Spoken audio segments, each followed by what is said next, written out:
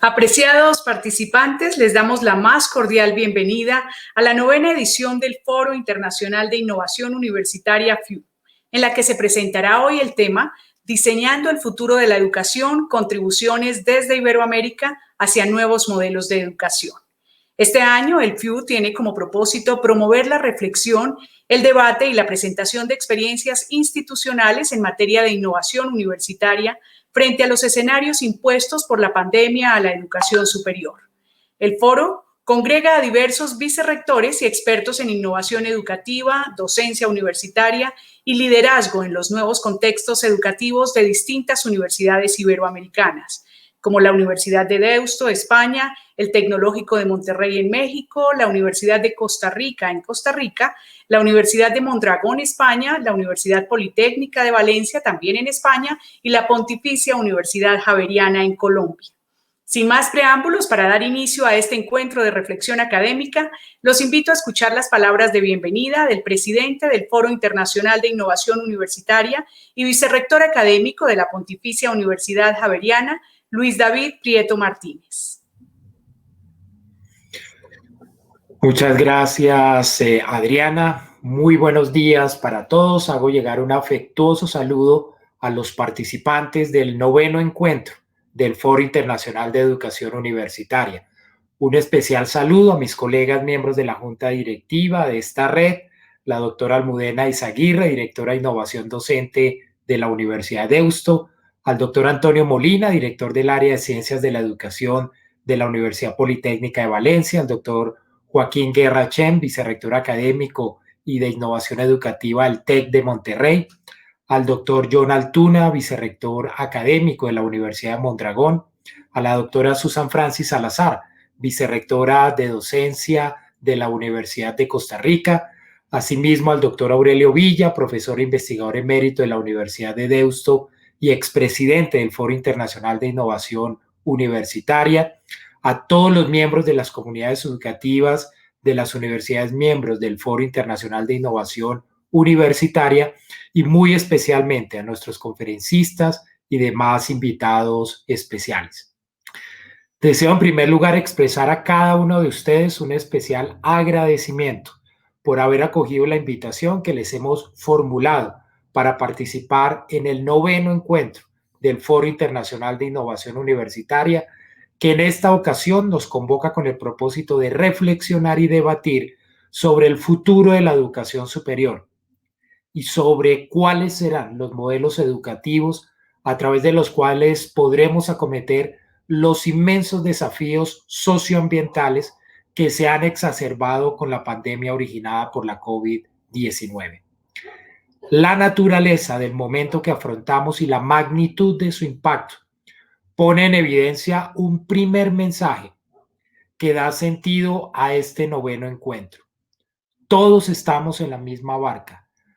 Nos miramos unos a otros con preocupación, compartimos temores e incertidumbres y nos sentimos necesitados precisamente de construir certezas para el corto y el mediano plazo. Tengo la convicción de que en este panorama, en este contexto, nadie, ni personal ni institucionalmente, saldrá adelante solo. Requerimos de fortalecer vínculos de colaboración y cooperación a través de los cuales se construya un tejido de ideas y acciones que permita abordar estos inmensos desafíos de manera integral. Y esta es justamente la naturaleza del Foro Internacional de Innovación Universitaria, el FIU, que se constituye en una plataforma ideal para compartir dinámicas de transformación que se desarrollan desde diferentes instituciones de educación superior en Iberoamérica. En efecto, el foro se ha convertido en un referente de apoyo internacional, de acompañamiento en los proyectos de innovación de sus socios, propiciando a través de diversos proyectos, cursos y encuentros la consolidación de conocimientos, buenas prácticas, diseños exitosos y sobre todo modelos de innovación de la educación superior.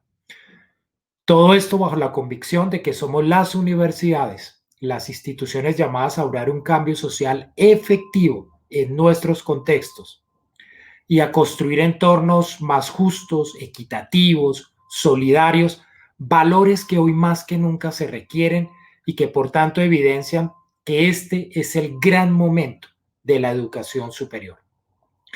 En este encuentro tendremos entonces la oportunidad de conocer y profundizar la manera en que nuestras instituciones e investigadores han asumido el momento histórico que vivimos y reconocer, por tanto, logros, aprendizajes, oportunidades que pueden motivar la reflexión crítica en torno a nuevos horizontes para el trabajo académico, nuevas formas de adaptarnos, de aprender y sobre todo de generar confianza con el entorno desde una perspectiva diferencial construida desde Iberoamérica. Para atender efectivamente este propósito, la red de universidades que constituimos el FIU, hemos venido consolidando un modelo de acción colaborativa focalizado en 4 ejes estratégicos. El primero de ellos, el de innovación para el aprendizaje y enfoques curriculares, tiene como propósito compartir las experiencias significativas de universidades que vienen trabajando en torno a nuevas tendencias en el aprendizaje, la enseñanza universitaria, bajo una mirada del concepto de innovación educativa, especialmente en sus dimensiones curricular y pedagógica. El segundo eje, denominado Tendencias en Innovación y Responsabilidad Social, busca analizar en el contexto de desafíos globales la manera en que las universidades, desde su función de servicio a la sociedad, han ido desarrollando el concepto de responsabilidad social. En esta tarea se avanza en una comprensión profunda de problemas actuales a nivel social, económico, científico y cultural para construir el desarrollo de capacidades que permitan superar los importantes desafíos que afrontamos. El tercer eje estratégico corresponde al de tecnologías emergentes y universidad del futuro. Aquí se busca promover la reflexión sobre los avances de las tecnologías emergentes que configuran de manera continua cambios fundamentales tanto en la vida social como universitaria y nos invitan a las instituciones de educación superior a pensar, a integrar y a desarrollar recursos tecnológicos que van conduciendo a la transformación de nuestros procesos académicos. Este eje busca poner a disposición de las comunidades educativas experiencias en las que se integra la tecnología a la enseñanza universitaria con un propósito superior, el de favorecer aprendizajes de nuestros estudiantes en un mundo cada vez más conectado. Finalmente, el cuarto eje estratégico, denominado Gestión de la Innovación Educativa en la Universidad, busca fortalecer la capacidad de las instituciones de educación superior para hacer frente a los desafíos de la organización y la toma de decisiones que deben hacerse en este momento, más que nunca en contextos de incertidumbre, dinámicos, de cambio constante, gracias a esta situación particular que afrontamos. En este eje se busca conocer las prácticas y modelos de gestión de gobierno universitario que han asumido estos desafíos y que van dando una orientación clara para la formación de ciudadanos globales, para la reducción de las barreras de acceso que se vienen exacerbando con esta pandemia y sobre todo la articulación y el establecimiento de vínculos con diferentes sectores de la sociedad. Este, queridos participantes, es el modelo de acción de esta red de universidades iberoamericanas que nos ha permitido tener una mirada amplia de los procesos que nuestras instituciones conducen a la transformación de ambientes y experiencias de aprendizaje, cambios en la enseñanza, en la evaluación, en función fundamentalmente del desarrollo estudiantil y de lograr que los fines y logros de aprendizaje que se constituyen en nuestra promesa de valor puedan darse de manera efectiva. Tengo la convicción de que la creatividad y la imaginación, así como la innovación, requieren de libertad y de ambientes y experiencias para colaborar, enriqueciéndonos de esta forma con nuevas perspectivas que nos ayuden a abandonar la certeza de lo conocido, a perder el temor por desaprender y darnos un impulso renovado para construir nuevo valor social desde la realización de la misión universitaria. Este es justamente el gran patrimonio del Foro Internacional de Innovación Universitaria, precisamente la consolidación de un sólido tejido interuniversitario que amplía el valor social de la educación superior. Sean todos ustedes muy bienvenidos al 9º encuentro del Foro Internacional de Innovación Universitaria.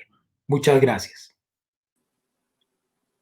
Muchas gracias al presidente de la FIU. A continuación tendremos la conferencia Los nuevos escenarios de la enseñanza universitaria en discusión, presencial o virtual, a cargo de la doctora Rafaela Diegoli, decana regional de la Escuela de Negocios del Tecnológico de Monterrey. La doctora Rafaela Diegoli tiene más de 20 años de experiencia en emprendimiento como empresaria, participante en asociaciones de empresarios e incubadoras de empresas académicas, conferencista en Alemania, Brasil, Perú, El Salvador y Honduras. Desde 2007 colabora con el Tecnológico de Monterrey en diferentes posiciones y actualmente se desempeña, como ya lo mencionaba, como decana regional de la Escuela de Negocios para las regiones Centro y Sur. En su rol como decana, en este año ha liderado a su equipo para la capacitación, seguimiento y apoyo de más de 400 profesores que transformaron su labor docente al formato digital. Bienvenida, doctora Rafaela. Muchas gracias, Adriana. De verdad que gusto estar en este foro y estar con todos los colegas aquí. Esta es una oportunidad única que estamos viviendo de repensar como docentes nuestra labor, ¿no? Y en este sentido, pues para todos aquellos que como su servidora quizá en algún momento nos cuestionábamos de qué era eso del youtuber, ¿no? Y esa nueva generación de youtubers, y que vemos hoy en día que cada uno de nosotros profesores nos hemos transformado en un youtuber nosotros mismos, ¿no? Y hemos de cierta manera descubierto que tenemos una nueva profesión.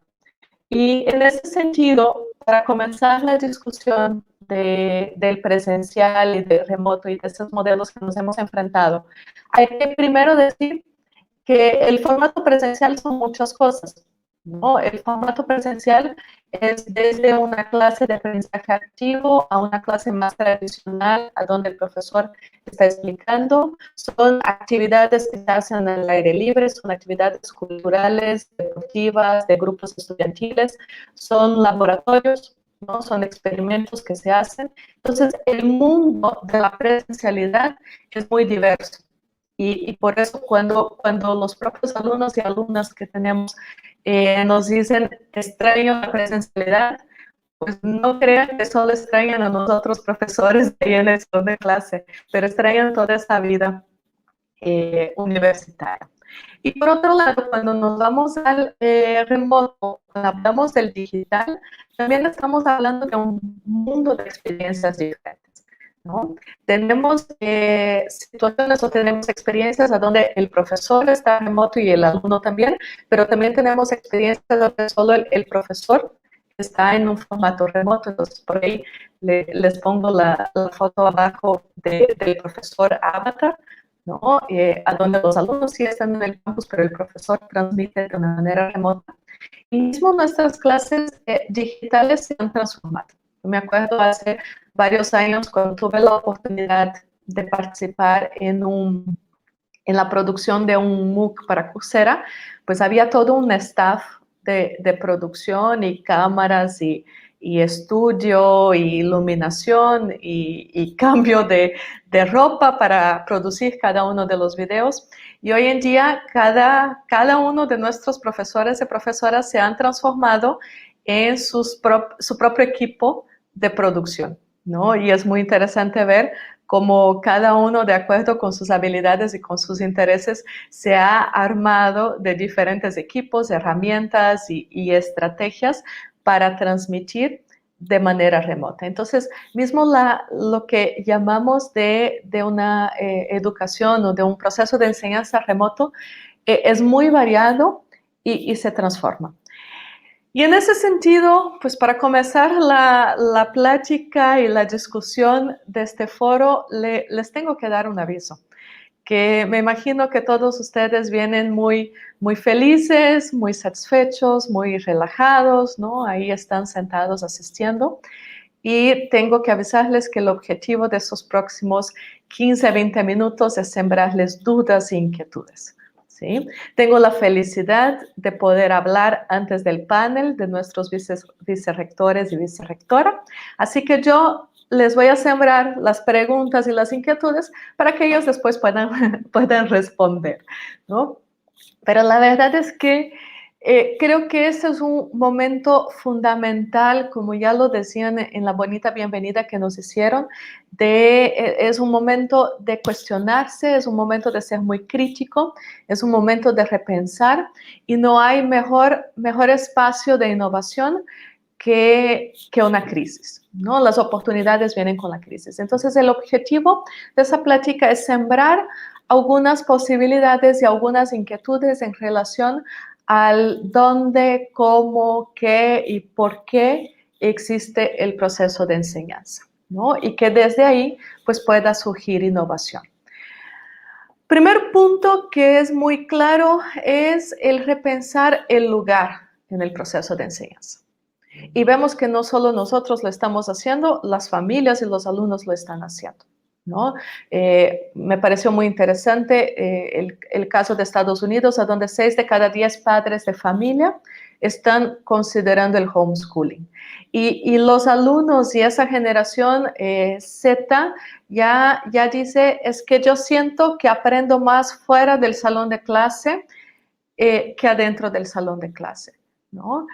Y tenemos que, como docentes y como directivos académicos, comenzar a percibir y cuestionarnos qué va a pasar si mi alumno, mi alumna, mi profesor, mi profesora ya no quiere salir de casa o ya no quiere regresar al campus. No solo por un tema de salud pública y personal, pero también por un tema de puedo hacerlo mejor desde la casa o puedo hacerlo mejor desde un otro espacio, ¿no? Es interesante descubrir que profesores y profesoras que me habían dicho que jamás iban a dar clase en formato remoto, están encantados con el formato y para su disciplina en particular ven muchas ventajas, ¿no? Y por otro lado, realmente va a haber una competencia internacional por el mejor talento. Porque ahora el tener a un profesor de tiempo parcial o de tiempo completo ya no exige que ese profesor se traslade al país a donde está la universidad. Podemos con una facilidad mucho más mayor y una aceptación mucho mayor por parte de nuestros públicos el que un profesor imparta clases en una universidad de México, pero que esté ubicado en Estados Unidos, en Inglaterra, en Perú, en Colombia, en Brasil, ¿no? De hecho, tengo el gusto de estar transmitiendo esa plática desde Brasil. Entonces, esa flexibilidad también hace con que podamos competir por el talento de manera internacional y proporcionar a nuestros alumnos y alumnas pues los mejores especialistas. La pregunta sobre el lugar también nos hace plantear en qué se van a transformar los campus. Porque había esa división, de hecho me comentaba una alumna el día de ayer, de que en la universidad aprendía y en la casa se relajaba y descansaba. Pero ¿qué pasa si ahora esos lugares ya no tienen esa actividad ya tan definida? ¿Qué pasa si las universidades se transforman en un hub, no solo de aprendizaje, pero de muchos otros intereses que tienen nuestros jóvenes? ¿Qué pasa si ya no tenemos un gran campus, pero tenemos varios microcampus o microespacios que son o no son de la universidad, pero que son puntos de encuentro para esos momentos de verdad? ¿Qué pasa si comenzamos a considerar el espacio como un elemento de diseño pedagógico? Hice ayer el reto a un grupo de profesores y profesoras.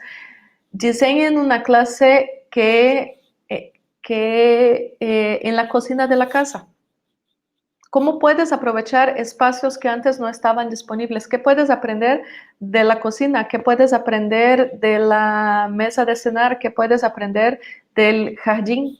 ¿Y cómo podemos diseñar sesiones de clase que de cierta manera estén vinculadas con ambientes diferentes?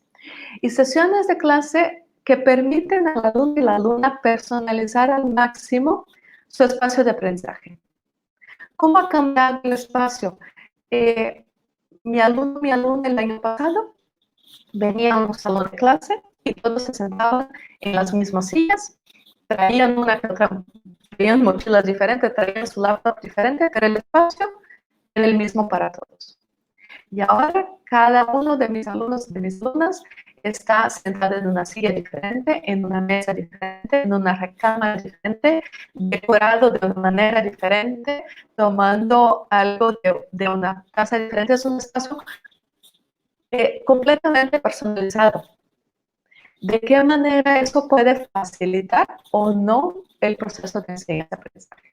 Entonces, cuando pensamos en el dónde se da el proceso de enseñanza-aprendizaje, hay miles de preguntas para cuestionarse. El otro tema aquí es quién participa en este proceso. Y nos comenzamos a dar cuenta en el momento en que se da la contingencia que hay mucho más actores en este proceso de enseñanza-aprendizaje de lo que había antes. Algo muy interesante con la generación Z es que es una generación que tiene mucha relación con sus papás, con sus mamás, tienen esa proximidad y este deseo y son una referencia, no diferente de la generación millennial con padres y madres más protectores. Aquí el padre y el papá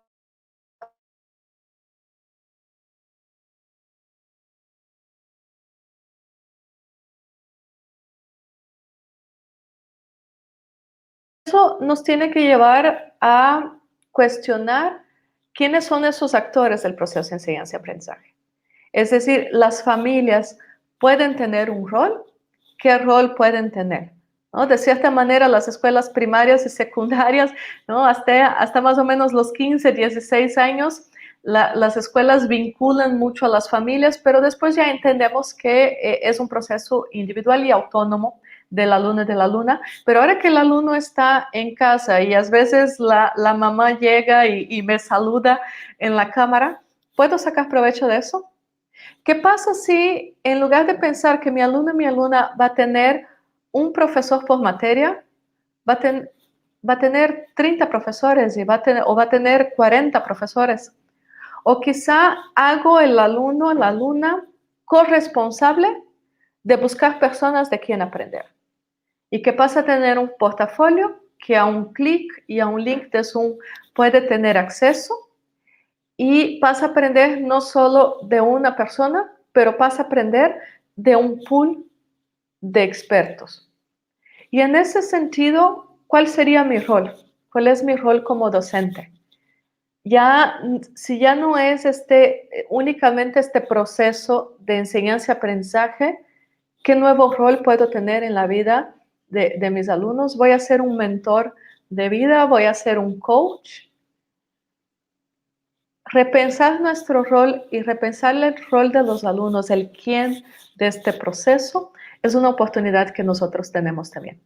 Porque hemos visto que nuestros salones de clase ya no tienen paredes, ya no tienen límites, y eso implica no solo espacios diferentes, pero implica también actores diferentes en este proceso. Por supuesto, el cómo es importante, ¿no? Y yo ya les decía antes, el presencial es muchas cosas, el virtual también es muchas cosas diferentes.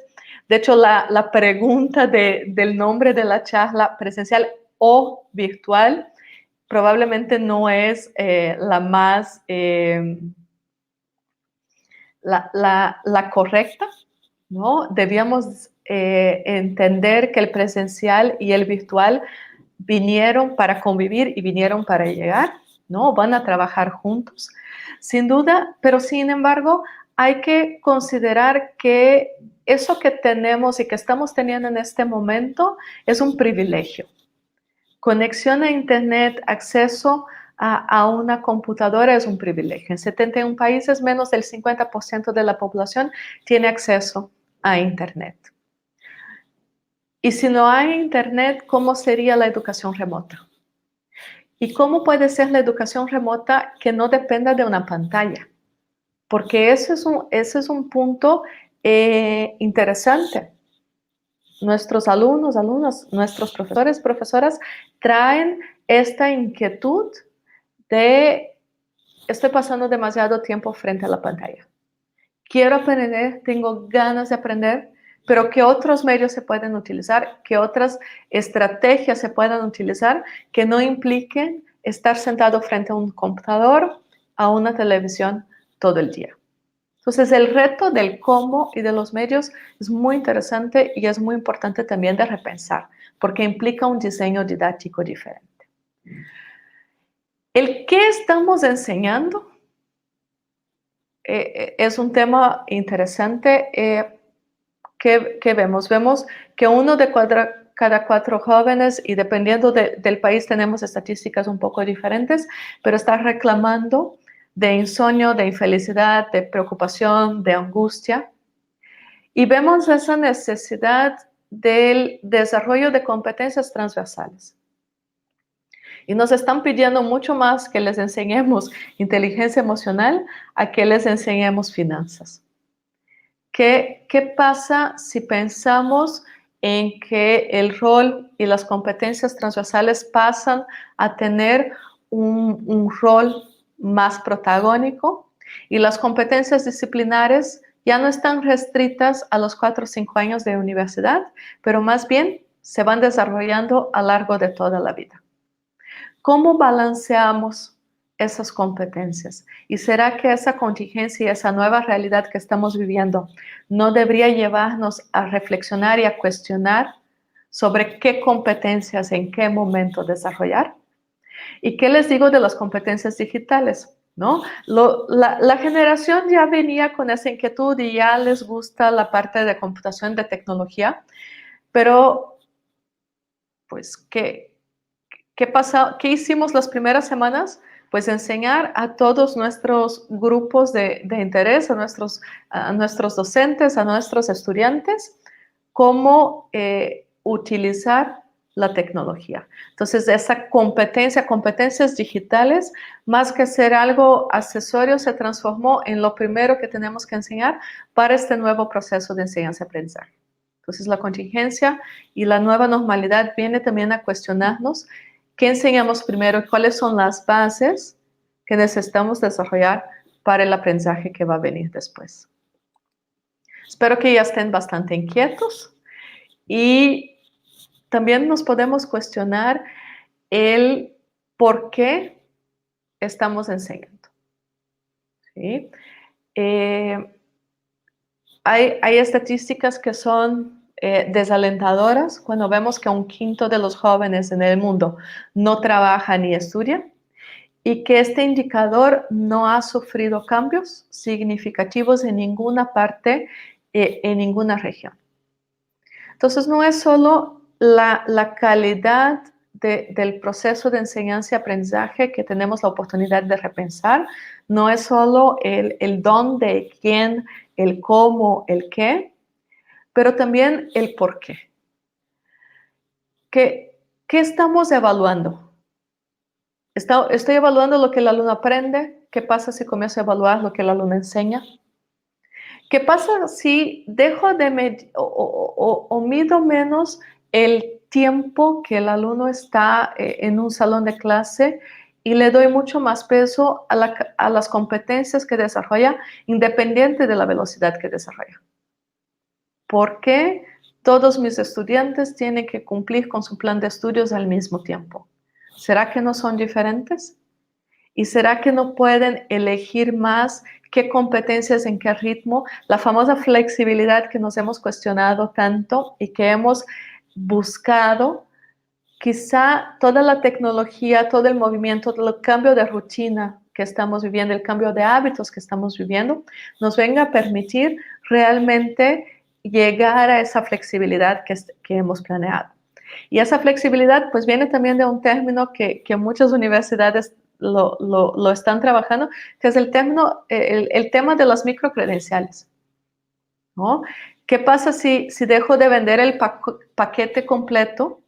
¿Qué es lo que hacemos? Que es muy poco flexible y que se tiene que cumplir bajo cierto tiempo y igual para todos.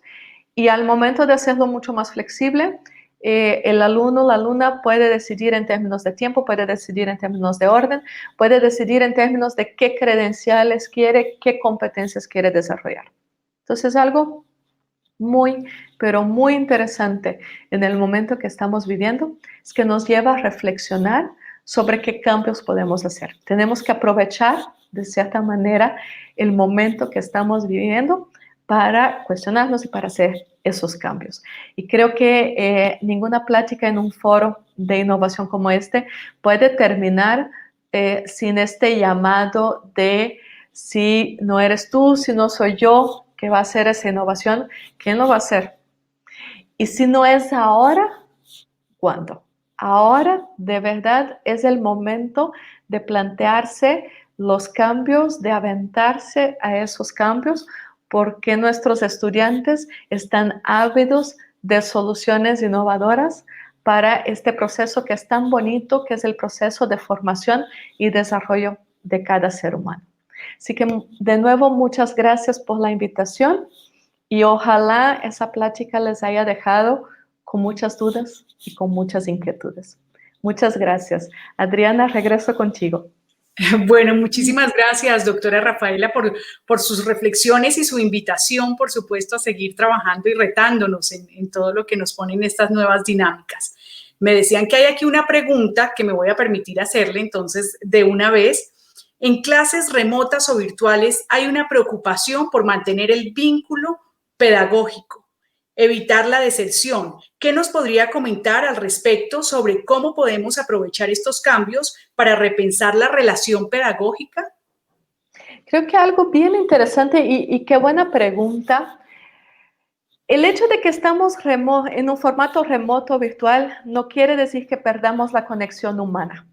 Y esa conexión humana es fundamental para que el alumno no se vaya, ¿no? Entonces, es desde el profesor de cómo elabora su sesión y cómo permite sus espacios de conversación con los alumnos, pero también cómo el profesor y la profesora diseñan esos momentos de conexión entre los alumnos. Entonces, lo que hablábamos de empatía, de trabajo en equipo, de trabajo colaborativo, todo eso gana yo diría una importancia mucho mayor, porque ya no es, antes lo dejábamos en lo automático, ¿no? Los alumnos y alumnas llegaban al salón y por ahí se conectaban de manera automática. Ahora lo tenemos que hacer por diseño, pero creo que es una oportunidad única de traer el trabajo colaborativo como una estrategia pensada y diseñada para el salón de clase.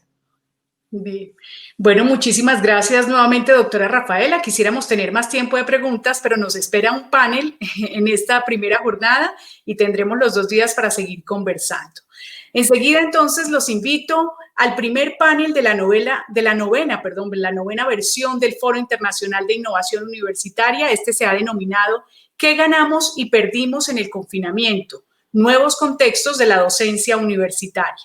El panel analizará los nuevos contextos de la docencia universitaria en el confinamiento y cómo han afrontado las universidades iberoamericanas desafíos como la deserción, las brechas digitales, entre otros, desde las estrategias de acompañamiento precisamente de los profesores a los estudiantes. Nuestros panelistas invitados, la doctora Susan Francis, vicerrectora de docencia de la Universidad de Costa Rica, el doctor Joaquín Guerra, vicerrector académico de innovación educativa del Tecnológico de Monterrey, y el doctor Eduardo Benderel Vidal, vicerrector de estudios, calidad y acreditación de la Universidad Politécnica de Valencia. Para presentar a los panelistas ya en detalle y moderar este panel, le doy la palabra a María Isabel Ramírez, quien es doctora en educación y actualmente coordinadora de innovación educativa del Centro de Aprendizaje, la Enseñanza y la Evaluación, el CAEMAC, de nuestra Pontificia Universidad Javeriana. María Isabel, bienvenida. Te escucho. Adriana, muchas gracias por tu presentación. Así es, les doy a todos una cordial bienvenida al panel que se ha titulado ¿Qué ganamos y perdimos en el confinamiento? Nuevos contextos de la docencia universitaria. Quisiera iniciar este panel presentando a la doctora Susan Francis Salazar. La doctora Susan Francis es educadora formada en la Universidad de Costa Rica y catedrática de este centro de estudios. Es magíster en evaluación educativa y es doctora en educación. Actualmente es la directora del programa de doctorado de educación de la Facultad de Educación y vicerrectora de docencia de la Universidad de Costa Rica. Bienvenida, doctora Susan Francis. También tenemos como uno de nuestros panelistas al doctor Joaquín Guerra. El doctor Joaquín Guerra es egresado del Tecnológico de Monterrey, Campus Laguna, y es magíster en Ciencias e Ingeniería Computacional de la Universidad de Wisconsin. El doctor Guerra es doctor en Educación, con especialización en Liderazgo para la Educación Superior de la Universidad de Walden en Minneapolis, y actualmente es el vicerrector académico y de innovación educativa del Tecnológico de Monterrey. Doctor Joaquín, sea también bienvenido a este panel. Tenemos también como otro de nuestros panelistas al doctor Eduardo Vendrell Vidal. Él es International Engineering Educator, certificado por la International Society for Engineering Pedagogy y doctor en Informática de la Universidad Politécnica de Valencia.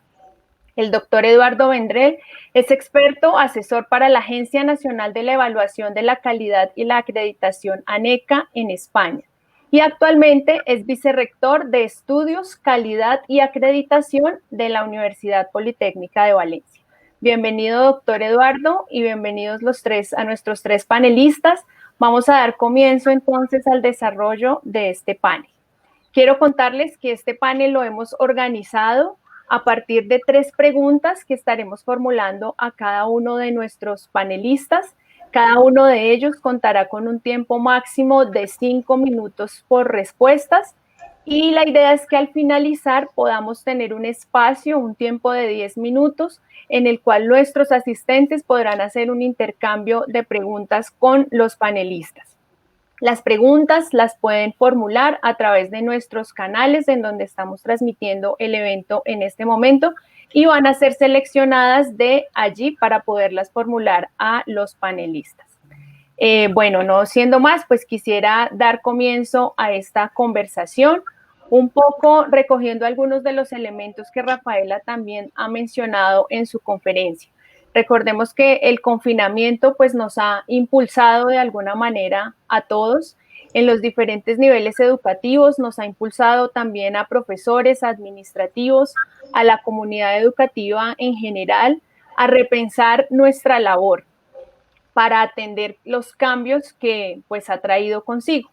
Por su parte, los estudiantes también han sido desafiados, se han visto desafiados a encontrar nuevas dinámicas, nuevas rutinas de organización de su actividad como estudiantes, como aprendices, en sus propios procesos de aprendizaje.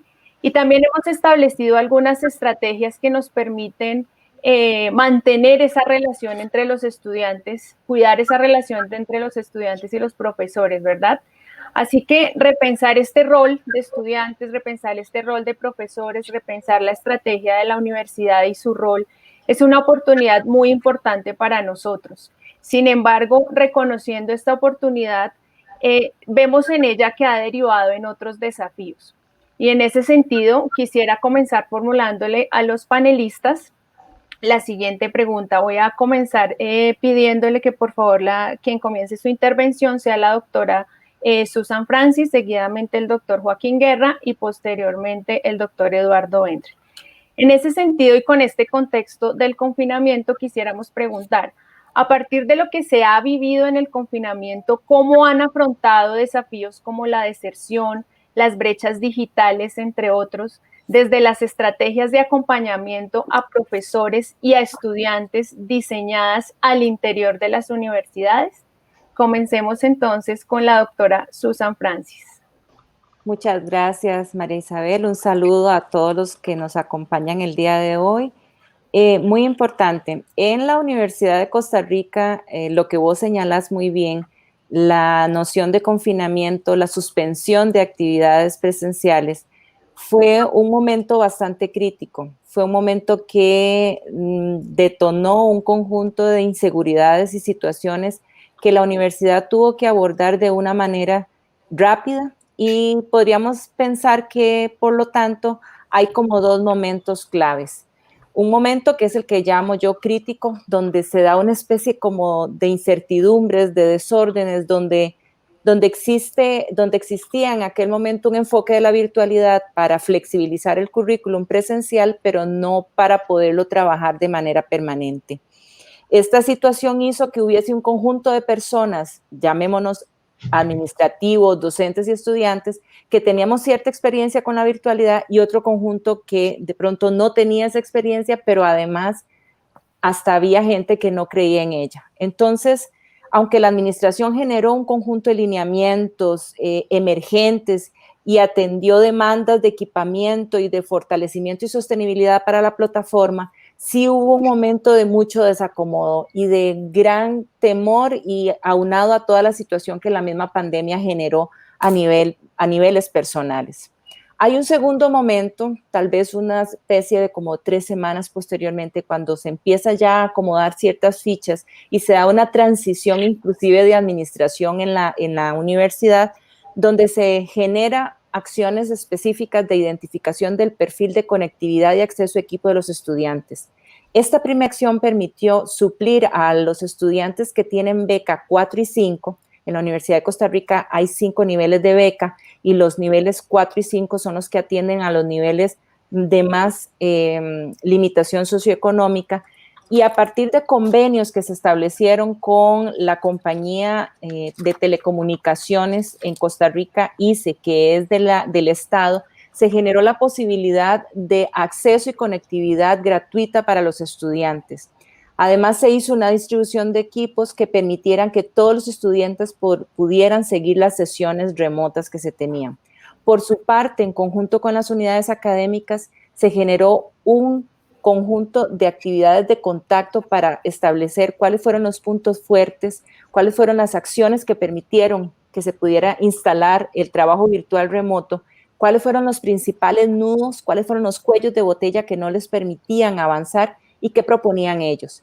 De ellos se logró socializar diferentes experiencias. Encontramos entre puntos fundamentales para evitar la deserción y para poder acompañar a los docentes, que se crearon colectivos de autogestión formativa, que fueron importantes para dar contención a los docentes y para poder socializar experiencias. También hubo redes de cooperación estudiantil, y eso permitió una mejor cercanía entre las administraciones propias de las carreras y los colectivos estudiantiles.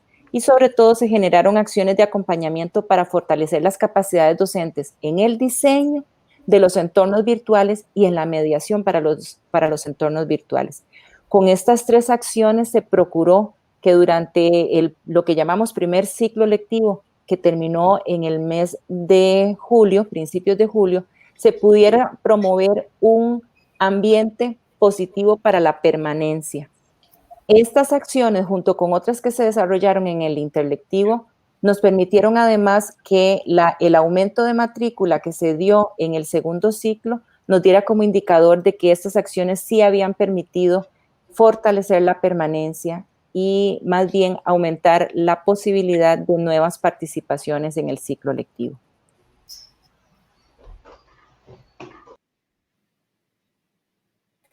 En este momento, entonces, estamos viendo allí en pantalla al doctor Joaquín Guerra. Doctor Joaquín Guerra, su intervención, por favor.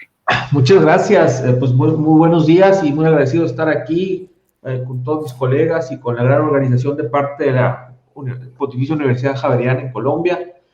Pues igual, comentarles de que para nosotros este ha sido un gran reto en el cual afortunadamente nuestro contexto nos permitió rápidamente atender todos estos temas y preocupaciones que se han mencionado, debido, bueno, a que ya veníamos nosotros de una tradición. Iniciamos la educación a distancia en nuestra universidad hace más de 30 años y obviamente hemos desarrollado nuestras capacidades de educación a distancia, en línea, en los últimos años. Muchas de las herramientas que estamos utilizando el día de hoy ya estaban ahí, los alumnos ya estaban de alguna manera preparados, un buen porcentaje de nuestros cursos ya sucedían en línea, teníamos varios posgrados, programas en línea. Entonces, con esto lo que quiero mencionar es que la transición fue no sencilla, pero nos ayudó a concentrarnos en temas muy importantes que nos permitían asegurar estas preguntas, que sobre todo mencionan de acompañamiento a profesores y estudiantes, que son muy importantes. Claro, el que haya la conexión, la buena acceso al internet, las herramientas, es fundamental. Y si no lo tenemos, esto no puede suceder. Pero más allá de eso, podemos contar con las conexiones, las tecnologías, pero si no tenemos habilitado a los profesores, y ahí es donde quiero enfatizar que un tema muy importante es la capacitación de los profesores, el apoyo a los profesores, el acompañamiento a los profesores. Al final del día, ellos son clave y son el pilar de todo esto que está sucediendo, ¿verdad? Por otro lado, el tema de constantemente estar encuestando, preguntando a nuestros públicos, principalmente profesores, alumnos, para entender qué les está pasando, qué necesidades tienen, fundamental para estar incorporando todo eso en las decisiones que vamos tomando en el día a día. Tener informados a nuestros profesores, a la facultad, a nuestros públicos. Generamos reuniones utilizando la tecnología, obviamente, semanales, con profesores para mantenernos informados, para poder atender inquietudes, utilizar las redes para también estar comunicando con nuestros alumnos, padres de familia, todo lo que estaba pasando. O sea, una estrategia de comunicación muy fuerte que también es pilar para que podamos avanzar en medio de esta crisis que nos agarró de alguna manera de sorpresa, no esperada. Y luego, por otro lado, también, más allá, obviamente, del diseño académico, pedagógico, los modelos educativos, todo esto muy importante y esencial, pero también quiero mencionar el tema de ese acompañamiento a alumnos y profesores desde otros elementos no necesariamente académicos. Y todo el tema de la salud física y mental se convirtió en algo muy importante que teníamos que reforzar. Pusimos a disposición de todos nuestros públicos, de nuestros profesores, de nuestros alumnos, de los padres de familia, las familias, colaboradores, recursos educativos, videos, pláticas, charlas, cursos sobre cómo atender temas de salud física y mental en mi entorno, en mi casa, líneas de atención 24/7, 24 horas, 7 días, toda la semana, para poder atender inquietudes de nuestra comunidad. Porque este es un reto no únicamente académico, es un reto de humano, de atención, de apoyo, de acompañamiento a profesores, alumnos, de entender que cada familia es un contexto diferente, de que puede haber una familia con buen acceso a internet, otras con no tanto, de que puede ser una familia con muchos miembros en la familia, pocos miembros, de situaciones irregulares en las casas, en los hogares, en fin, una serie de complejidades que requieren una atención más allá de lo académico y que si no lo cuidamos, no lo atendemos, obviamente eso genera también estrés y por ende bajo rendimiento académico y posible deserción. Entonces, con esto termino mi intervención para enfatizar un apoyo sólido en un modelo educativo que facilite la educación a distancia, la alta capacitación y entrenamiento de los profesores, las herramientas tecnológicas que están ya ahí y el acompañamiento más allá de lo académico a nuestros públicos para atender sus necesidades de salud física y mental. Gracias. Muchas gracias, doctor Joaquín Guerra, por su intervención. Doctor Eduardo Vendrell, adelante. Hola, buenos días, buenas tardes desde España. Muchas gracias, en primer lugar, por haberme invitado a tomar parte en este evento. Gracias también por la introducción. Bueno, hablar el último tiene ventajas y desventajas. En primer lugar, mi Mi percepción es que en general casi todas las universidades tuvimos el mismo desafío y comenzamos a trabajar para resolver ese desafío desde el primer momento utilizando básicamente los mismos recursos. Nosotros fuimos a confinamiento en marzo y de manera inmediata nos dimos cuenta de que teníamos que dimensionar los recursos informáticos que teníamos ya a nuestra disposición, pero que no se utilizaban de manera masiva para poder resolver el desafío que suponía que los estudiantes y los profesores todos nos íbamos a nuestros domicilios y poder continuar la docencia con una mínima garantía en esas circunstancias. Yo quiero destacar que desde el primer lugar una de las cosas positivas que tuvimos en esta universidad, y yo creo que en otras también, fue el que la comunidad universitaria realizó una toma de conciencia muy inmediata de cuál era la situación. La situación era la que era, no había posibilidad de poder volver, al menos en un periodo de tiempo inicial, a docencia presencial, y todo el mundo se hizo cargo de que toda la docencia tenía que ser a distancia.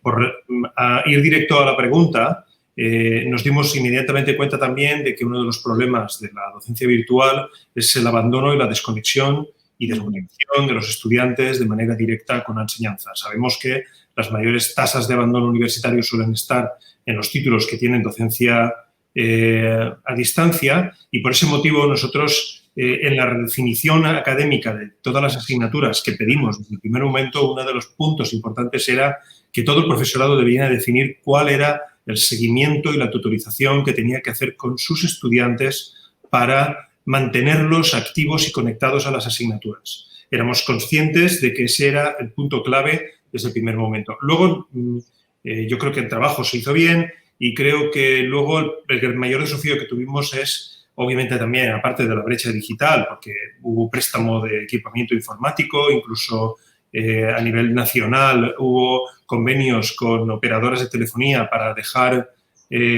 tarjetas SIM con datos a aquellos estudiantes que tenían una mala conectividad desde sus domicilios. Por encuestas que hicimos posteriormente sabíamos que como algo menos de un 10% de los estudiantes reportaron problemas de conectividad. No quiere decir que no se pudieran conectar, luego más o menos casi todo el mundo solucionó, y de hecho tenemos datos de que aumentó un 5% la participación en los actos de evaluación, con lo cual realmente no hemos tenido problemas de abandono en términos generales en la universidad, pero el problema que vino después fue la evaluación. En la parte evaluatoria, nosotros no disponemos de herramientas de proctoring ni queremos disponer de ellas. No somos una universidad a distancia, y sí que hicimos muchísimo trabajo con el profesorado y con los estudiantes para hacerles ver que los medios de evaluación iban a tener que ser los que teníamos en ese momento, la posibilidad de disponer de exámenes, tests online, con el problema que eso conlleva, ¿no? Porque alguien ha mencionado anteriormente que se creaban comunidades entre los estudiantes. Yo puedo decir que los estudiantes de manera autónoma hicieron sus propias comunidades para compartir conocimientos. Esto algunos profesores se llaman copiar. Yo creo que esto además ha despertado y ha creado en ellos muchas habilidades buenas. No necesariamente el hecho de compartir conocimientos significa copiar. Pueden estar aprendiendo en ese momento también. Creo que lo hemos ido descubriendo también. Y yo creo que en consecuencia hemos ido avanzando en un modelo en el que, insisto, desde el principio tuvimos conciencia de que eso iba a ser lo que iba a pasar durante todo el segundo cuatrimestre hasta julio, pero al mismo tiempo nos íbamos dando cuenta de qué potencialidad tenía esa posibilidad de cara a futuro.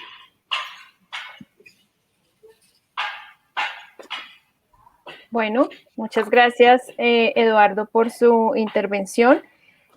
Voy a destacar algunos elementos. Básicamente, hay una referencia importante a buscar una estrategia de comunicación fuerte, una estrategia de comunicación permanente con los profesores, con los estudiantes, con la comunidad educativa en general, que también tuviera la posibilidad de resolver inquietudes en ambas vías.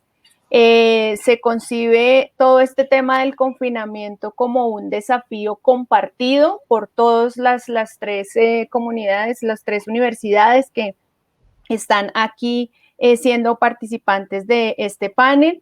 Hay un reconocimiento también por unas estrategias de acción rápida que permitieran mantener la calidad o la docencia con una mínima garantía, lo expresaba el doctor Eduardo, y algunas estrategias ya asociadas en términos del acompañamiento a estudiantes, en términos de garantizar conectividad, de garantizar un proceso educativo pues adecuado, que no permitiera que hubiese una brecha allí, un problema de deserción, pero también un desarrollo de habilidades y de competencias en la parte tecnológica y pedagógica en lo remoto, dirigido hacia los profesores.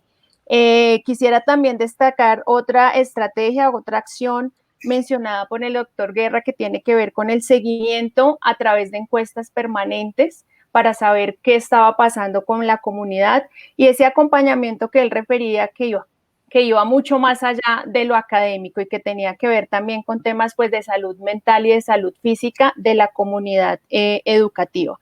Por último, también referenciar como otra estrategia que tuvieron que hacer frente a las universidades y tenía que ver con los temas de evaluación del aprendizaje, en vista de los cambios que había, que no se contaba con las herramientas suficientes para poderlo llevar a cabo. En ese sentido, y llamando la atención sobre todo al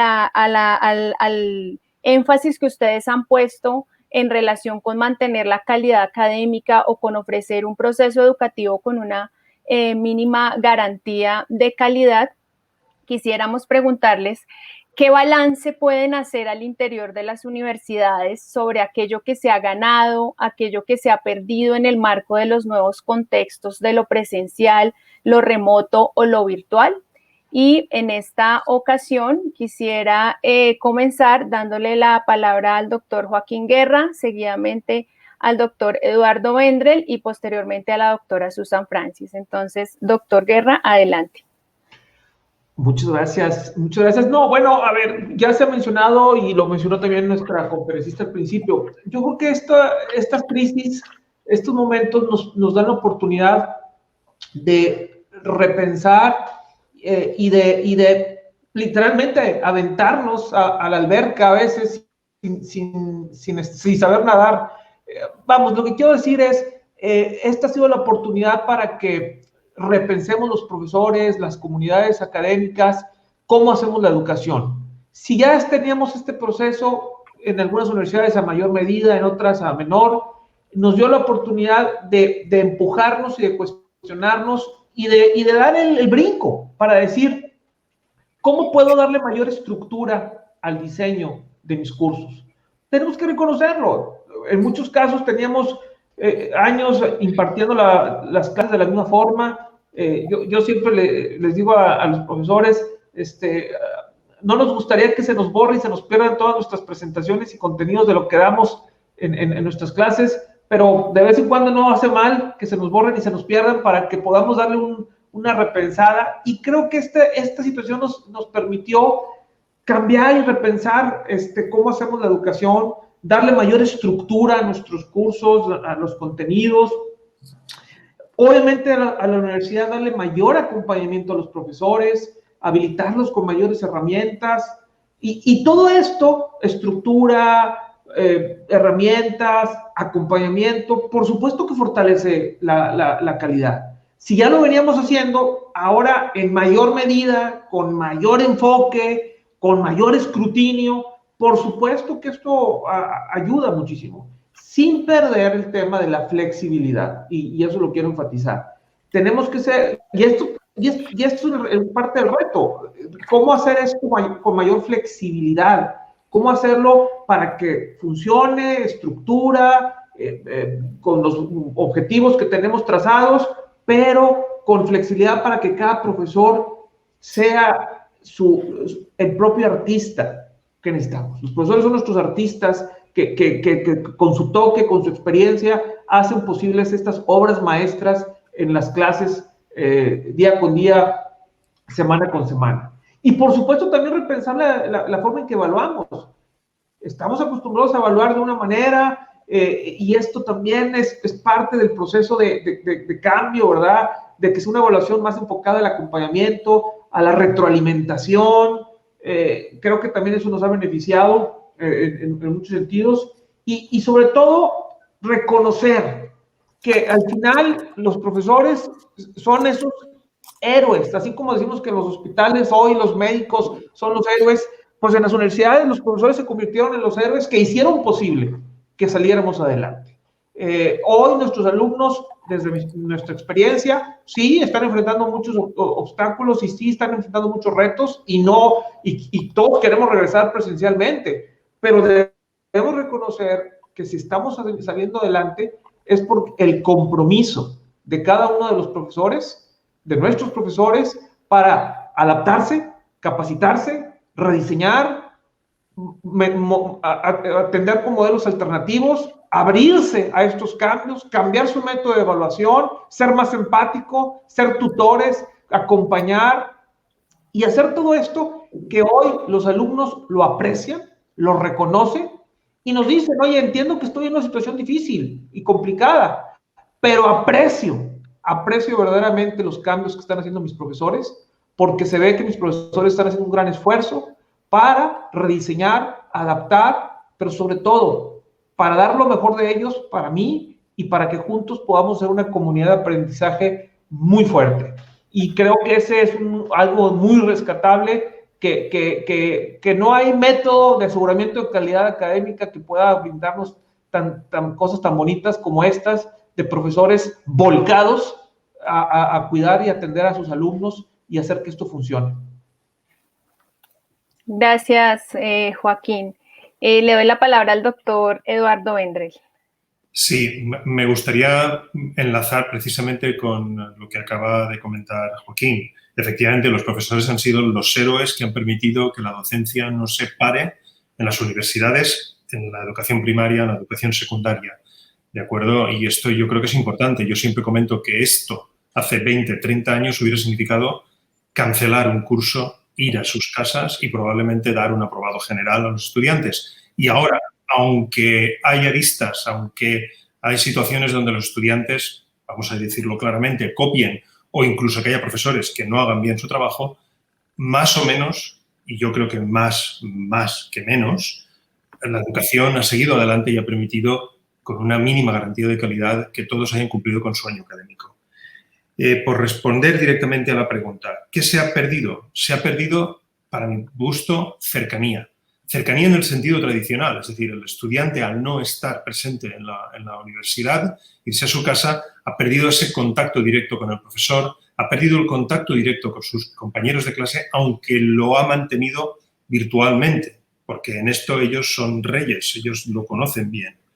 ¿Qué se ha ganado? Sobre todo se ha ganado confianza en los recursos tecnológicos. Hay muchos de nuestros compañeros que durante tiempo no utilizaban determinados recursos tecnológicos porque desconfiaban en ellos o porque simplemente les daba pereza entrar en ese camino.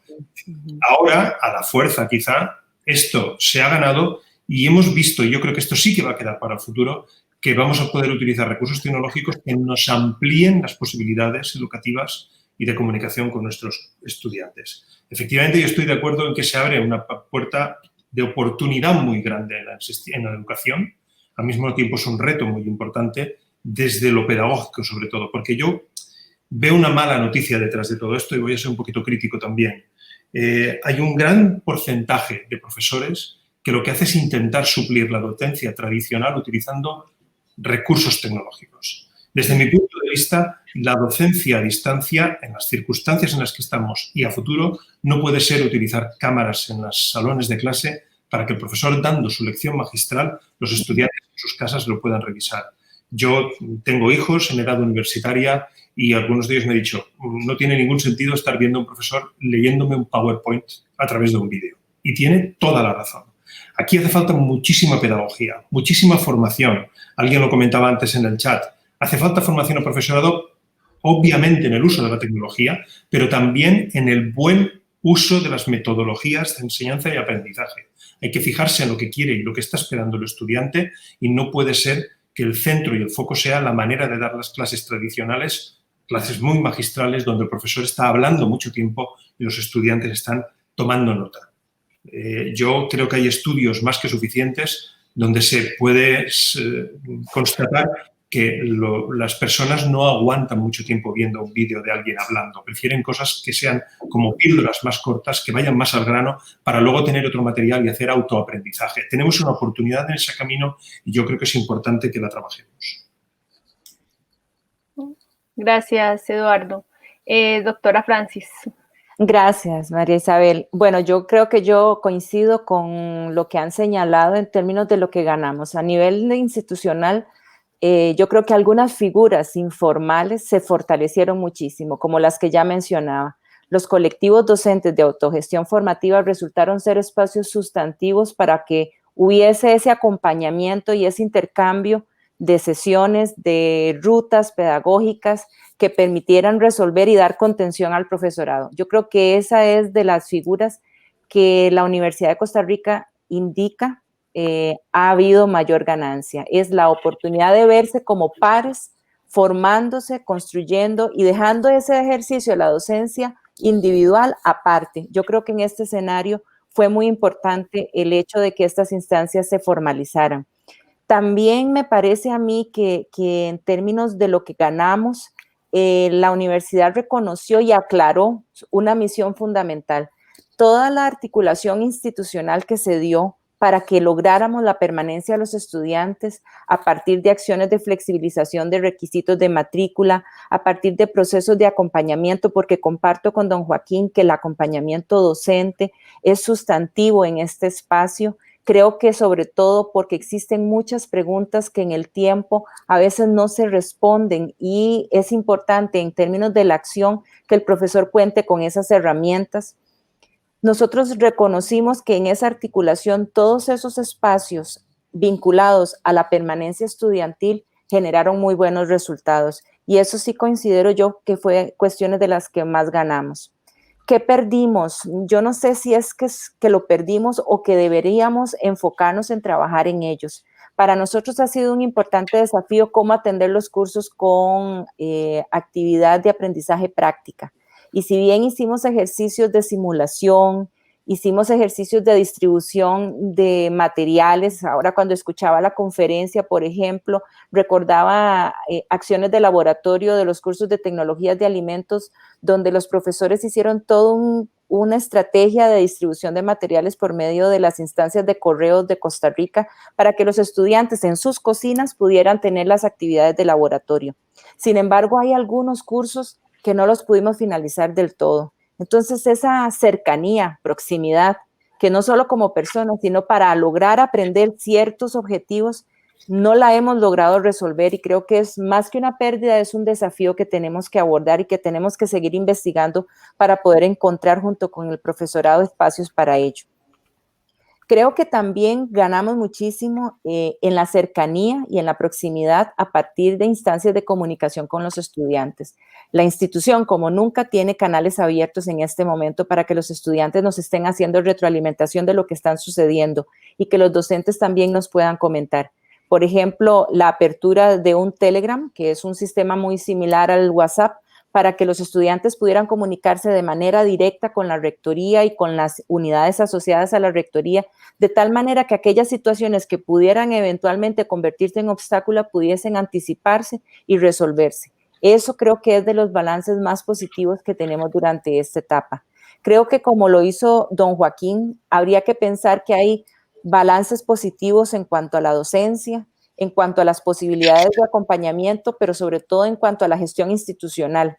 Y creo que sí, en efecto, recordar que la cercanía o la proximidad, como lo llamamos nosotros, está en la posibilidad de reconocernos siempre como personas, no a través del medio de comunicación, sino a través de las necesidades que tenemos.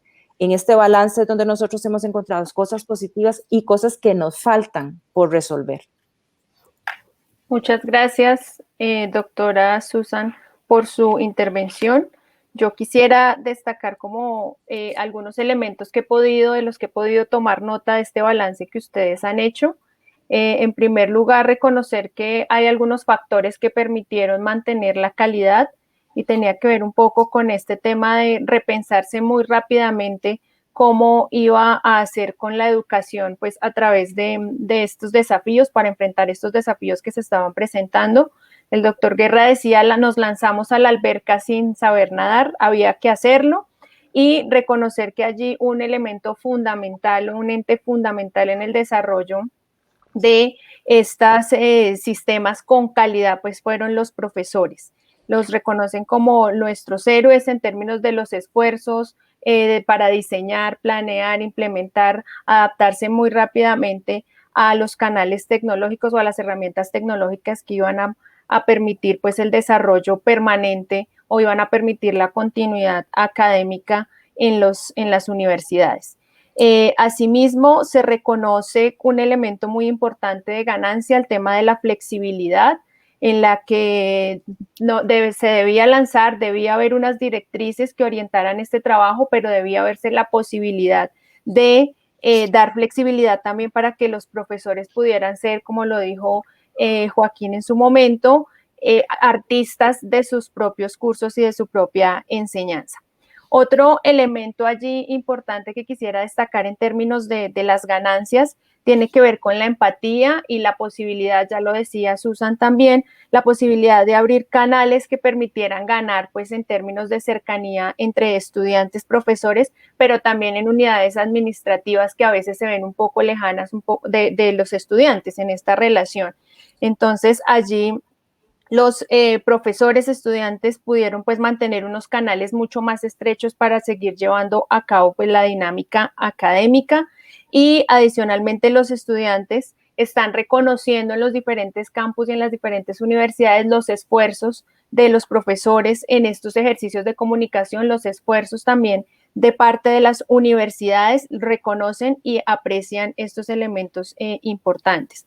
Creo que toda esta conversación en términos de empatía entre estudiantes, profesores, unidades académicas, pues lleva a tener un elemento importante también para destacar, y es las comunidades de aprendizaje, la construcción de comunidades de aprendizaje fuertes que han sido también muy fortalecidas por los colectivos de profesores, como lo decía Susan en su momento. Eduardo hacía referencia a que se ha ganado confianza en el uso de recursos tecnológicos, que tal vez como profesores nos sentíamos un poco tímidos o veíamos que todavía no era el momento de involucrarlos en algunos casos, no en todos. Y allí, pues ahora, Eduardo decía, tal vez fue de manera obligada que tuvimos que saltar al agua, a la alberca y entonces empezar a trabajar en esa parte y se ha ganado pues confianza también allí. Y por otro lado está sobre lo que se ha perdido bajo la reflexión de que no hemos perdido estos elementos, sino que más bien se constituyen en una oportunidad que debemos reforzar o trabajar mucho más. El primero tiene que ver con repensar las prácticas de evaluación del aprendizaje. Tal vez que no sean unas prácticas pues que estén orientadas como a estos elementos más de vigilancia, sino un concepto de evaluación donde vamos a estar más enfocados en el acompañamiento y la retroalimentación. También se hace un llamado importante en este balance por seguir actualizando y seguir trabajando en la formación de nuestros profesores en términos de el buen uso de las metodologías de enseñanza-aprendizaje que no permitan replicar lo que pasa en la presencialidad hacia lo remoto. También cómo atender los cursos con actividades de aprendizaje de tipo práctico que requieren un componente allí ya presencial y que supera lo que se alcanza a lograr con las simulaciones, los laboratorios y demás. Eduardo también hacía referencia a que se ha perdido y se está trabajando o nos ha llevado a repensar los temas de cercanía y de contacto con los estudiantes, no en los canales que hemos establecido y que reconocemos como una fortaleza, sino ese contacto directo o ese sentido de presencia que sucede en el campus cuando estamos allí, pues todos de manera presencial. Y un desafío también importante es la gestión institucional, pues que se ha visto interpelada por esto. Que a propósito, aprovecho el espacio para invitarles al panel de mañana. Ese será uno de los temas que abordaremos allí. Con este contexto quisiera dirigirles a ustedes la última pregunta que tiene que ver con esta crisis, como se ha mencionado en este contexto. La crisis puede ser una oportunidad para replantear los modelos de educación. Y aquí quisiéramos preguntar, ¿por qué se hacen necesarios nuevos modelos educativos y cuáles son algunas de las innovaciones que se están llevando a cabo en esta dirección? Para responder esta pregunta quisiera darle la palabra inicialmente a Eduardo, posteriormente a Susan y posteriormente a Joaquín. Entonces, Eduardo, el tiempo es tuyo. Gracias. La respuesta es evidente porque estamos en 2020. Hace falta cambiar porque es que ya estamos en el año 2020, nuestros estudiantes están con otra mentalidad y nosotros mantenemos todavía una mentalidad muy tradicional en lo que supone el modelo educativo. Sí. Yo creo que una de las oportunidades que hemos visto para lo que nos ha servido esta pandemia, si es que sirve para algo, es darnos cuenta de que los estudiantes aprenden de manera diferente en circunstancias diferentes. Cuando están todos en el aula, el profesor tiene la sensación de que todos están controlados, los tiene donde él quería. No voy a decir que es un redil, pero discúlpenme, pero los tiene donde él quería y tomando notas, que es probablemente como él quiere que estén. Ahora no era así. Los estudiantes, de hecho, muchas veces ni los ves a través de una videoconferencia. Haces chat con ellos, les envías correos electrónicos, pierdes un poco el contacto. Se trata de mantener el contacto y se trata de darte cuenta de que los estudiantes aprenden de manera diferente y eso es muy, muy importante. Y creo que eso es una oportunidad muy importante que tiene que centrar el cambio metodológico a futuro. Para los estudiantes de hoy en día, las nuevas generaciones están muy habituadas a ver videos, a ver material online. Aprovechemos esas circunstancias para crear un material que nos permita que luego la experiencia universitaria presencial, porque acabará la pandemia y volveremos a las universidades, sea algo diferente, algo que les motive, algo que nosotros podamos aprovechar en el espacio del aula para hacer actividades experimentales interesantes, para hacer networking con los estudiantes, para pedirles que ellos sean también profesores de sus compañeros y que nos reenvíen información a nosotros. El centro del aprendizaje tiene que ser, el centro del modelo educativo tiene que ser el aprendizaje y con ello el estudiante. Creo que esto es algo que nos tiene que llevar a reflexionar para ver qué cambio llevamos. Y ahí es muy importante el alineamiento metodológico. No es posible que a nuestros estudiantes les pidamos que realicen tareas a distancia y que hagan entregables y luego les evaluemos haciendo un examen. No tiene ningún sentido. Tenemos que evaluar conforme preparamos la docencia y los estudiantes aprenden. Y muchas veces esto no está alineado. Esto también es algo que hemos visto ahora en esta fase. Creo que es algo que tiene que centrar. Y luego, aquí sí, doy la razón a mis compañeros, a mis colegas de panel, el acompañamiento es fundamental. En el futuro, los profesores tienen que trabajar más la parte de acompañamiento, tutorización, seguimiento, motivación de los estudiantes que la parte de darles contenidos, por decirlo de alguna manera simple. Los contenidos están en la red. Hace años no los tenían en ningún sitio, pero ahora están en la red, están vivos, evolucionan. Lo importante es que ellos estén motivados y sepan conectar los puntos. Y ahí tenemos que trabajar nosotros. Y el modelo educativo del futuro tiene que derivar hacia ello. Gracias, Eduardo, por tu intervención. Doctora Susan. Sí, gracias.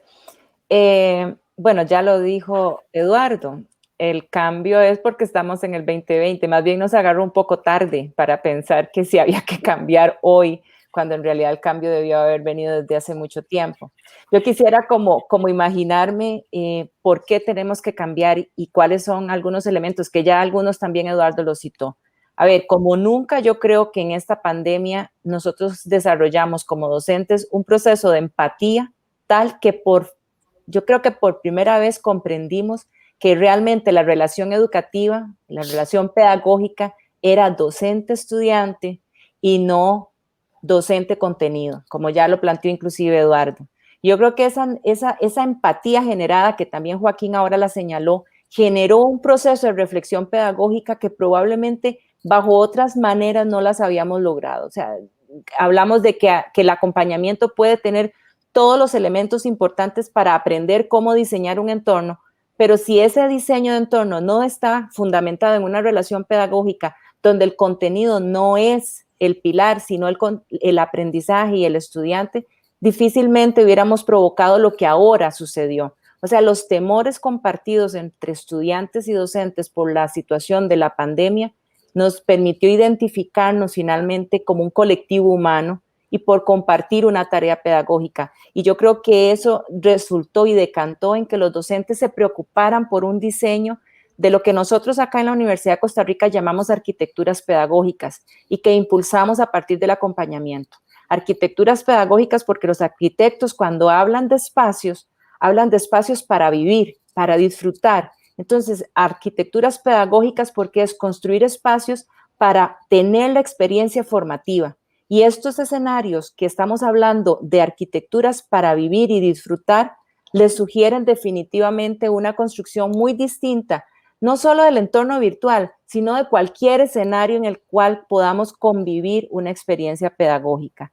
Es repensar definitivamente que estos escenarios pedagógicos, esas arquitecturas pedagógicas, están pensándose ya no en relaciones unidireccionales, sino en intercambios, en la posibilidad donde el estudiante se puede convertir también en un indagador, en un investigador, en facilitador de información y que la discutimos no en términos de que solo el docente tiene el saber, sino que es un espacio donde podemos dialogar, discutir sobre cierta información, que el docente realmente se convierte en mediador de cómo discutir y cómo acercarse a los criterios que permiten discutir y dialogar y criticar, la información que podamos tener. Ya lo dijo Eduardo, la información está en la red, la información está en otros espacios. Nosotros como docentes somos requeridos para mediar críticamente, sintácticamente esas nociones de la disciplina. Y yo creo que un punto que quiero retraer de lo que ya Joaquín señaló, este nuevo modelo educativo tiene que plantearse desde también la noción de la corporeidad. Yo creo que como nunca nos dimos cuenta que el acto formativo es un acto de corporeidad, no es un acto donde solo está funcionando la noción de la mente, donde el aprendizaje pareciera solo estar situado en la neuro. No, la educación está situada en el cuerpo completo, somos integrales, o sea, nosotros somos seres humanos biopsicosociales y por lo tanto confluyen en el acto educativo todos esos elementos. Pasar de estar sentados en un aula por no sé cuántas horas, ya nos han advertido que genera la desatención. Pasar no sé cuánto tiempo también frente a un computador también va a generar desatención. Si nosotros no pensamos en esas arquitecturas pedagógicas a partir de la noción de la corporeidad en todos los escenarios, no solo en este, es pensando en ese nuevo modelo educativo que vamos a tener, yo creo que vamos a arrastrar los problemas que ya se han identificado en otros modelos educativos. Yo creo que un excelente elemento que nos propuso la pandemia fue pensemos que somos cuerpos, somos salud física y somos salud mental, y eso confluye también en el acto formativo. Gracias, Susan. Doctor Joaquín. Muchas gracias. No, bueno, mis colegas Susan, Eduardo, han sido muy completos, muy integrales. Yo, pues sí, diría, como ya se mencionó, a ver, tenemos que reconocer que la historia de nuestra humanidad, probablemente las universidades y las religiones, las iglesias, somos los más lentos para cambiar y transformarnos. Y a veces, muchas veces, las crisis nos empujan a las instituciones a cambiar, a transformarnos. Y creo que este es el caso de las universidades, donde pues estamos en un momento coyuntural que ya estaba y que no nos estábamos aventando. Modelos educativos del siglo XIX, hechos a la era de la Revolución Industrial, profesores educados en el siglo XX y alumnos del siglo XXI, con necesidades y problemas del siglo XXI. Y bueno, pues ahí estaban los incentivos para el cambio. Grandes resultados en investigaciones que nos dicen cómo aprende el ser humano, cómo podemos hacer el aprendizaje mucho mejor. Entonces, todo estaba ahí y no nos aventábamos. Y bueno, algunas instituciones lo fueron haciendo desde hace varios años. En el TEC nos aventamos hace unos años a hacer estos cambios y todavía nos falta mucho. Pero llega esto y nos permite entonces decir, oye, caray, pues sí tenemos que hacer algo. Y qué mejor que busquemos de una vez por todas modelos educativos, universidades, instituciones de educación centradas en el alumno, a las necesidades del estudiante, no a las necesidades de la institución, del docente, de los sindicatos, de las administraciones, de los gobiernos, sino qué necesitan nuestros jóvenes para ser exitosos y felices, ¿no? No exitosos únicamente profesionalmente, felices, desarrollarse plenamente en las comunidades y tener un impacto en la sociedad. ¿Cómo transitar de enfoques de, oye, es muy importante lo que sabes, pero es más importante qué sabes hacer con lo que sabes? ¿Cómo transitar en eso? ¿Cómo aprovechar la tecnología que hoy nos permite hacer cosas que antes no podíamos hacer? La tecnología es una herramienta y nos va a ayudar a hacer cosas que no podíamos hacer antes. La analítica de datos. Hay una gran cantidad de información que está ahí para analizarse y tomar decisiones, para hacer cambios muy importantes. Queremos hacer educación personalizada, no estandarizada como la era de la revolución industrial. Queremos hacer una educación más personalizada a las necesidades específicas de cada alumno. La tecnología está ahí para ayudarnos a hacer la educación más personalizada. Queremos habilitar experiencias de aprendizaje inmersivas, que sean ricas. Jamás voy a aprender igual viendo una molécula en un pizarrón o en una proyección a meterme en una realidad virtual dentro de la molécula. En el cuerpo humano, en lugar de estar viendo un libro de anatomía, meterme dentro del cuerpo con una realidad virtual. Por mencionar algún ejemplo. Ahí está la tecnología para hacer ambientes inmersivos de aprendizaje, donde está comprobado científicamente que el ser humano aprende mejor. Queremos entonces atrevernos a hacer cosas distintas, a innovar, a revitalizar nuestra práctica docente, a no seguir haciendo como siempre lo hemos hecho, que ha funcionado. Todos aquí somos producto de esos modelos del siglo XIX, del siglo XX. Bueno, está bien, aquí estamos, pero el futuro pues no es igual que el pasado, ¿verdad? Entonces, ¿cómo poder entonces revitalizarnos para hacer cosas más eficientes, hacer el aprendizaje de mayor impacto, más productivo, más relevante y que nos mantenga, como también ya se mencionó, cercanos a los jóvenes, porque al final todos estamos en la educación para hacer transformaciones en nuestras comunidades y en nuestras sociedades. Y si no es a través de la educación, las transformaciones a veces suceden tristemente de otras formas, con las guerras, con las armas, y la educación es la manera pacífica y de mayor impacto y más trascendental para cambiar y transformar nuestras sociedades. Y vaya que nuestras sociedades están llenas de muchos problemas y de necesidades muy grandes de cambio. Y esta es la oportunidad para repensar nuestra función y hacer de mayor impacto esa educación que nos permita con nuevos modelos, tecnologías, diferentes formas de pensar, más empatía, más cercanía a los alumnos, hacer esto mejor para el beneficio de nuestras comunidades. Al final del día eso es lo que está en juego. Sociedades, comunidades que sean sustentables, que sean de largo plazo, que sean empáticas, que sean amenas, que sean felices y que cuiden a sus comunidades. Y la educación es el mejor medio para hacerlo.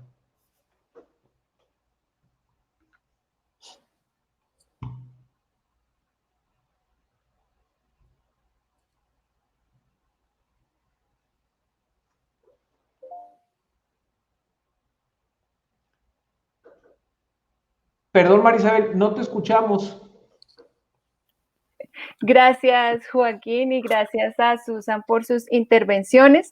El doctor Eduardo Vendren se ha desconectado, él tenía un compromiso también en este momento, pero vamos a dar continuidad al panel ya para irlo cerrando. Puedo destacar algunas ideas de las intervenciones que ustedes tres tuvieron a esta última pregunta de por qué era necesario repensarnos hacia nuevos modelos educativos, y quisiera llamar la atención como a 3 elementos importantes que ustedes han dicho allí dentro de todos los que ustedes han mencionado. El primero es porque es necesario cambiar nuestras formas de enseñanza basándonos en quiénes son los estudiantes que estamos teniendo al frente o que estamos teniendo en este momento en los procesos de formación. la mentalidad de los estudiantes es distinta y en ese sentido requiere que haya un elemento de renovación en entender que las maneras en las que los estudiantes aprenden son distintas, aprenden en circunstancias distintas, en condiciones distintas, y eso nos exige a nosotros un cambio en las metodologías de enseñanza que tradicionalmente utilizamos en la universidad. Asimismo, entender que dado que nuestros estudiantes son el centro del modelo educativo, es decir, el aprendizaje es el centro del modelo educativo y con ello los estudiantes, pues se requiere que nuestras prácticas educativas tengan vivo ese principio que hemos llamado de alineación, donde podemos enseñar, tener unos propósitos de formación, unos resultados de aprendizaje planteados de una manera, unas actividades que vayan en línea con esos resultados de aprendizaje y unos ejercicios de evaluación que efectivamente se correspondan con esas actividades y esos resultados de aprendizaje que esperamos. También un nuevo modelo que exige un acompañamiento permanente de nuestros estudiantes que hace la diferencia en darles contenidos. Entonces aquí ya hay una relación de empatía que es pues mucho más cercana, que define la relación ya pedagógica entre docente-estudiante y no como como docente-contenido, y que se deriva en una reflexión pedagógica constante respecto a cómo alimentar y cuidar esa relación. Quisiera también llamar la atención a la expresión que Susan ha utilizado sobre las arquitecturas pedagógicas y atarla con la reflexión que hacía Joaquín en relación con ofrecer unas arquitecturas pedagógicas para obtener experiencias formativas inmersivas, es decir, que el contenido no esté allá alejado de la realidad del estudiante, sino donde el estudiante pues tenga la posibilidad allí de participar y de comprometerse de alguna manera con la experiencia pedagógica. También llama la atención sobre que el acto formativo es un acto de corporeidad, lo mencionaba Susan, en ese sentido tenemos claro que en nuestras universidades estamos formando seres humanos integrales, donde las nociones de salud física, de salud mental, pues tienen que ver con la parte pedagógica, están totalmente interrelacionadas. Y en ese sentido, debemos ser capaces de escuchar y de atender esas necesidades que los estudiantes tienen para poder ofrecer esas oportunidades de formación que los hagan exitosos y que los hagan felices. Esto pues nos exige la reflexión que ya mencioné, el tránsito de enfoques, el aprovechamiento de la tecnología, como lo mencionaba Joaquín, el uso de las analíticas de datos, por ejemplo, para poder obtener información que complemente lo que queremos hacer, y un ejercicio de educación mucho más personalizada versus la educación estandarizada que tenemos aquí.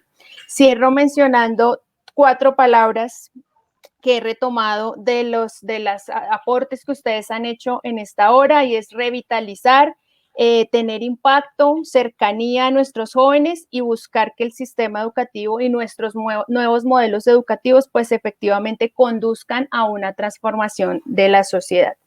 Muchas gracias a los 3 panelistas por su participación. Quisiera en este momento, creo que hay tiempo para algunas preguntas. En este momento, entonces quisiera formularle la pregunta a Joaquín Guerra. Dice, la pandemia ha puesto sobre la mesa una debilidad muy antigua. Una clase que no motiva a un alumno a investigar, a cuestionar y a compartir con sus maestros y compañeros conduce a la deserción. ¿Qué podemos hacer para que la educación virtual no sea un remedio de lo presencial?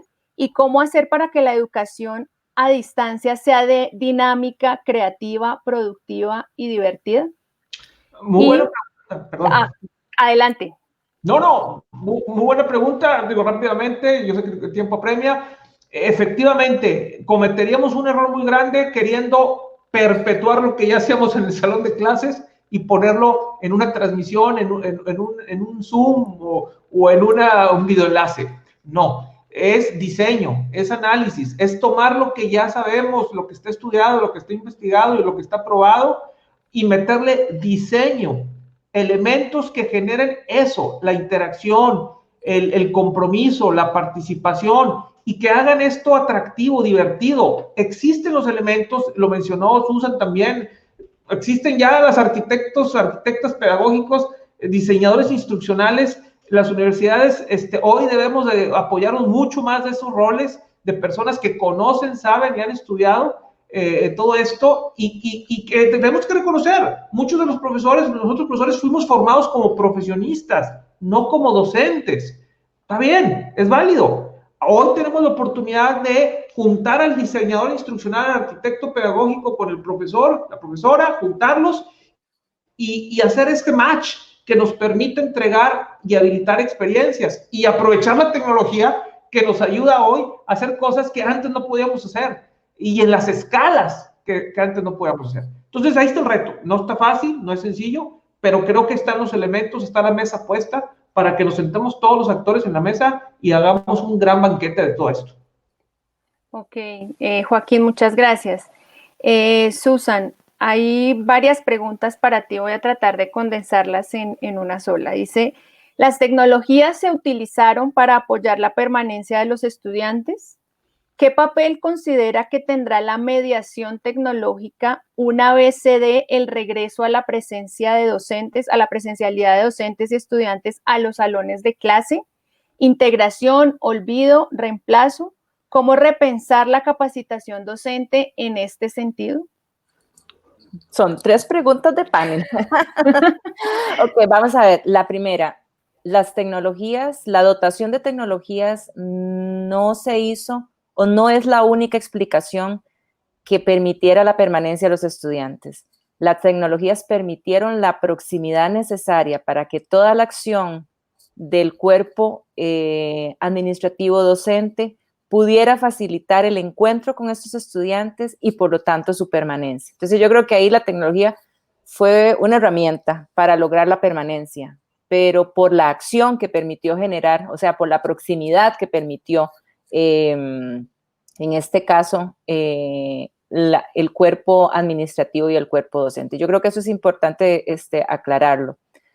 ¿Qué papel va a tener la capacitación? Y no recuerdo la tercera, pero muy importante, un poco junto con lo que ya Joaquín señaló.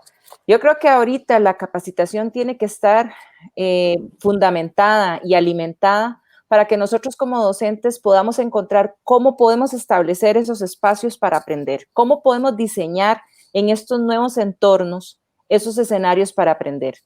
No son los mismos escenarios, la presencialidad no va a volver inclusive a los mismos escenarios de antes. Los docentes hemos vivido experiencias que no las vivimos en la presencialidad y ahora las reconocemos como muy potentes para generar aprendizajes en los estudiantes. Así que probablemente lo que va a suceder es que el acompañamiento va a estar más asociado a cómo podemos crear y diseñar esas herramientas, a cuál es el rol que ahora yo voy a tener dentro de un espacio, como el que decía Eduardo, ¿verdad? Ya no es el espacio cerrado de aulas donde yo doy la clase, sino que ahora se va a convertir en otro tipo de espacio. Bueno, ¿cómo diseño yo ese tipo de espacios?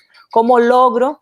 Y Joaquín, yo tenía una colega que decía, los cursos deberían basarse en preguntas eróticas, o sea, en preguntas bien atractivas que no la contesta ningún libro ni ningún sitio web está. Y yo soy el que tengo que formular esas preguntas, que sean súper atractivas. Ella decía eróticas y con eso lanzaba la gran sonrisa de todo el mundo, pero bueno, finalmente es eso. ¿Cómo busco y cómo encuentro esa pregunta que no está respondida en ningún lado y que yo voy a facilitar esa estructura para que entre todos podamos resolverla? Mari, lo que no recuerdo es la tercera pregunta. Sí, tenía que ver con eso, cómo repensar la capacitación docente en ese sentido. Entonces no he contestado a la segunda. ¿Qué podemos hacer para que, qué papel considera que tendrá la mediación tecnológica una vez se dé al regreso de la presencia de docentes y estudiantes a los salones de clase? Y lanzaban integración, olvido, se va a reemplazar, ¿qué va a pasar? Vamos a ver, en la Universidad de Costa Rica tenía un papel para la flexibilización. Y yo creo que ahora que todos tuvimos que verla y todos tuvimos que vivirla, pues como decía Eduardo, obligados o no, encontramos en ella un conjunto importantísimo de ventajas. Difícilmente se va a olvidar. Y la Universidad de Costa Rica, el cuerpo docente administrativo, sí encuentra y está proyectando ya diferentes escenarios. Así que yo no creo que la mediación tecnológica vaya al olvido. Más bien creo que va a ser un instrumento necesario en los diálogos para la transformación de la mediación docente y de la oferta educativa a futuro. Bueno, muchas gracias, Susan, por tu respuesta tan completa. Quisiera agradecerles a los dos, a Eduardo también, que ya se retiró, pero a Susan, a Joaquín, por su presencia en este foro, por sus intervenciones, sus insights muy interesantes en relación con todo lo que pues ha de venir y todo lo que esta pandemia pues ha impulsado también para los sistemas educativos universitarios. El tiempo ha llegado a su fin. Gracias a Susan, gracias Joaquín por aceptar la invitación y los dejaría entonces con Adriana para dar el cierre a esta primera jornada del foro. Muchas gracias a todos. Buen día y suerte. Muchísimas gracias a nuestros panelistas y por supuesto también a María Isabel por su moderación. Con este panel finaliza el primer día de la 9ª edición del Foro Internacional de Innovación Universitaria. Los esperamos mañana en el segundo día en los siguientes horarios. Costa Rica, 9:30 de la mañana, Colombia y México, 10:30 de la mañana y España, 5:30 de la tarde. Feliz tarde para todos.